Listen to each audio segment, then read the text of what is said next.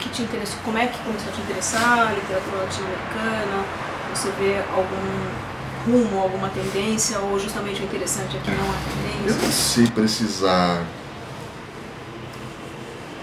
como que nasceu meu interesse, assim, mas nos últimos anos eu comecei a olhar com mais atenção a produção hispano-americana, de ficção principalmente, que era uma... Bem, eu sempre tinha uma coisa que me pareceu incômoda, assim, que era a presença opressiva do boom, sabe? Dos autores do boom latino-americano ocorrido nos anos 60, presença excessiva de Garcia Marques, de Vargas Llosa, de Cortázar.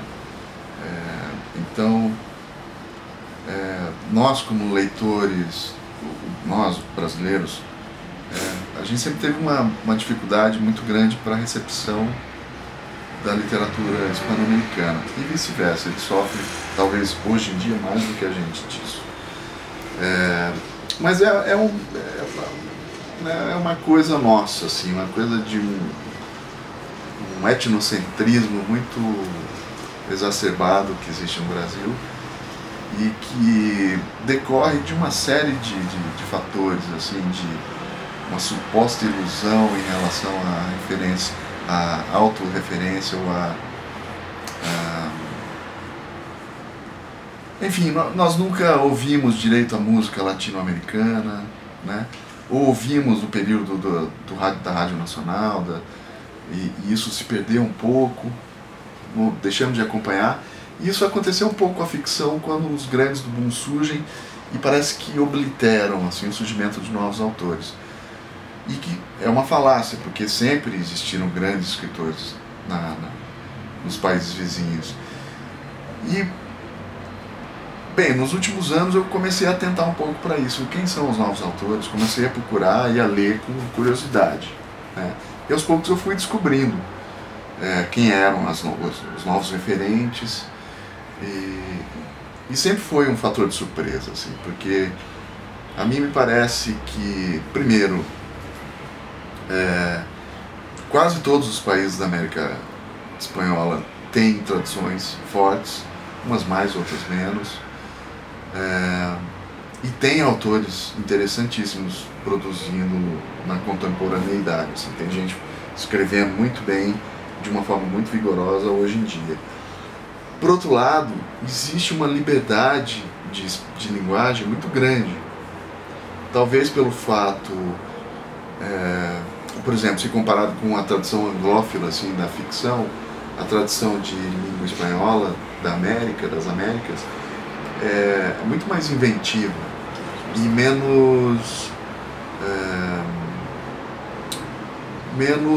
calcada no modelo do romance realista do século XIX, diria.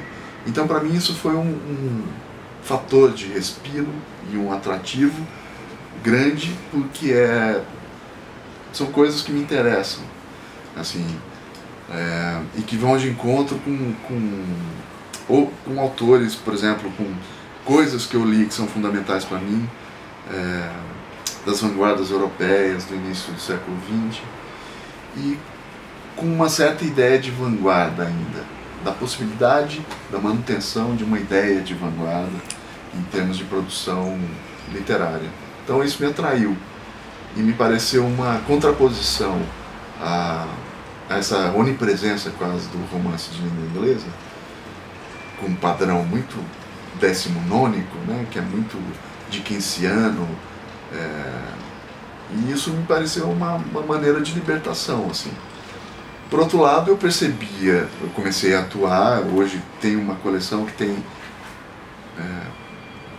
vão sair o 11º, 12º títulos agora, mas é uma coleção onde eu procurei de alguma forma atenuar essa ignorância que a gente tem em relação aos autores mais recentes, né? É uma coleção que não busca aprofundar no trabalho de nenhum deles, mas busca mostrar pontos, assim, importantes do trabalho de alguns que eu escolhi, que achei que eram ilustrativos dessa minha visão. Evidentemente que para ser uma coisa muito panorâmica, eu não poderia dar uma visão panorâmica como a literatura de língua espanhola das Américas merece, porque ela é vastíssima e muito rica. Mas acho que... Mas também não tem ninguém fazendo, né? Também nem nos países de língua hispânica, pelo menos que eu tenho. Tem, muito pontualmente, né? Na Argentina tem sim. Tem uma coisa assim, né? Não, acho que a divulgação, esse subsídio para a tradução da Fundação Biblioteca Nacional Brasileira é uma coisa positiva, assim, que... Não, eu digo assim, deles, na Argentina, por exemplo, eles olharem toda a literatura de língua hispânica, você acha que... Existem grandes barreiras, né? Porque as grandes... É uma questão muito editorial mesmo, porque a maior parte das editoras grandes de cada um dos países da América do Sul, por exemplo, são multinacionais espanholas, que publicam autores chilenos no Chile, argentinos na Argentina, mexicanos no México, colombianos na Colômbia, e acham, e não fazem o contrário, não publicam argentinos na Colômbia, colombianos na Argentina, não fazem esse trabalho de transfusão, digamos assim. Né? Isso que eu... E isso é uma coisa que eu observo lá quando tenho a oportunidade de viajar, e é uma reclamação generalizada. E a gente pode sentir na pele aqui, devido à proximidade, a gente pode importar mais facilmente livros da Argentina, mas tente importar livros do Chile, por exemplo, é muito difícil. Então existe um grande problema de comunicação que é superado pelas pequenas editoras, pelas editoras independentes, que é quem acabam fazendo esse trabalho de difusão e da publicação de autores de diversos países uns nos outros, né? Então existe um grande movimento muito rico de publicação independente de literatura. Uma coisa que nós não temos equivalente aqui no Brasil, assim, porque são muitíssimas editoras, muitíssimas, e que tem uma visão de tentar suprir essa falta, né? Saber qual é o novo chileno que é interessante na Argentina e vice-versa.